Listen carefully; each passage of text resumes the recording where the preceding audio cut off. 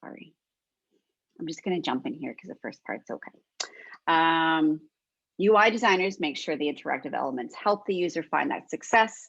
The analogy is if you need someone to push something, immediately you make it red, you make it flashing so it stands out. UX designers uses data from research, usability testing, personas, analytics surveys, journey maps, design thinking workshops, etc. We'll learn what all that stuff is eventually to create a better experience for the user. So UI designers use interaction. My dog's having a dream below me. Use interaction design, graphic design, composition, visual hierarchy, prototypes, etc., to design beautiful functional interfaces from the user. So this is where your strong design abilities come in. Your white space, your proper font sizes, you know, like it says here, your hierarchy of elements. UX designers use tools like Miro, InVision, sticky notes, pen, paper, wireframe apps, SurveyMonkey, etc. So there's tons of different ways that we can successfully achieve UX. We're going to dabble in it. So a lot of this stuff you won't quite need to dive too deep into.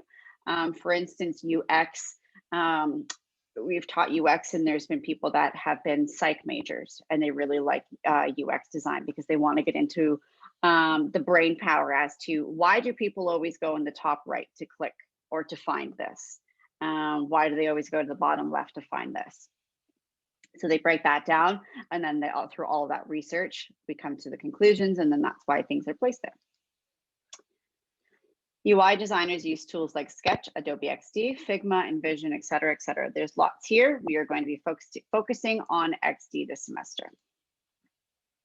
A UX designer makes sure the user will be successful performing the tasks they need to go in order to achieve the goal. The UI designer designs the screens of what the final web product will look like and the function before it gets sent to a developer. So all of these things happen before they go to the coding phase. So we're essentially the first building block. So UX is step 1, UI would be technically step 2, and then development coding is step 3. So if you're anything like me, you just like doing this portion of things, and then I pay someone else, I give them all the files, the pretty visual files, and then they get to make it look real good. UX and UI share some disciplines. So example, wireframes and prototypes. In some situations, designer may be asked to be in charge of both UX, UI. For the most part, I do, because my business is kind of a catch-all type thing, for a lack of better terms. My business isn't specifically focused on just UX, but lots of companies will hire just a UX designer or just a UI designer. But then there's also lots that will do the both. So what does UX look like? Funny enough, Post-its on the wall is what UX looks like. So you're essentially mapping out a website with Post-its. So this way you can go and you can slide things around and move things around quickly. What does UI look like? Just like this, whoopsies. Making things look really good. This is Adobe XD. This is what XD platform looks like. So this is just like any design software. We are putting images in there, we're putting text in there, we're adding shadows where needed, etc.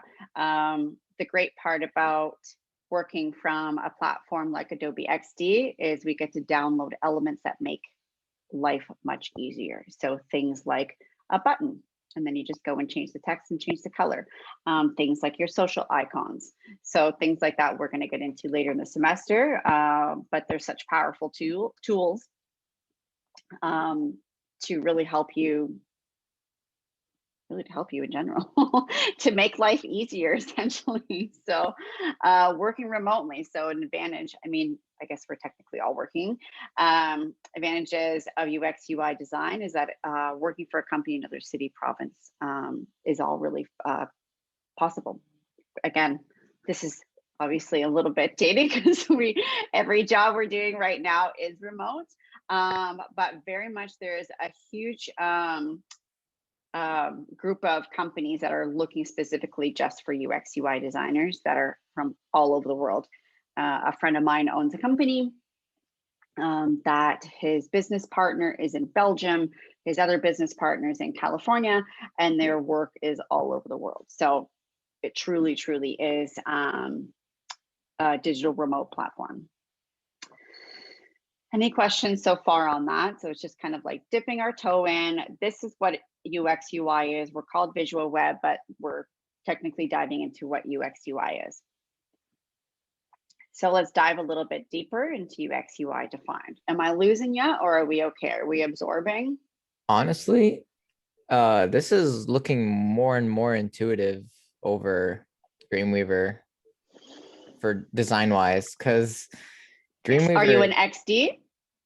I literally just opened XD and I'm just enjoying myself right now. I'm like, wow, this is great, especially because like we were doing obviously all the coding and stuff for previously with obviously Michael and everyone else. Fareed? Yeah, Fareed. And it was not fun at all. Yeah.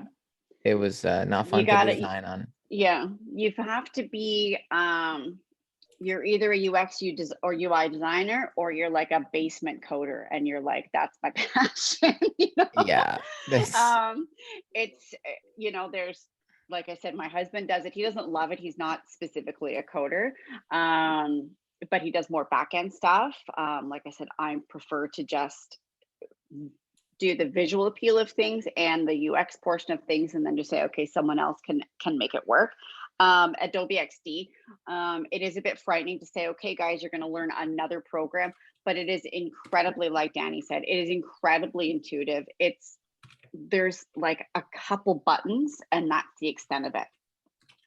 Yes, there's some things to kind of get used to, but like your hotkeys are the same. All the things that you kind of imagine you do in InDesign and Illustrator, you can essentially do in XD.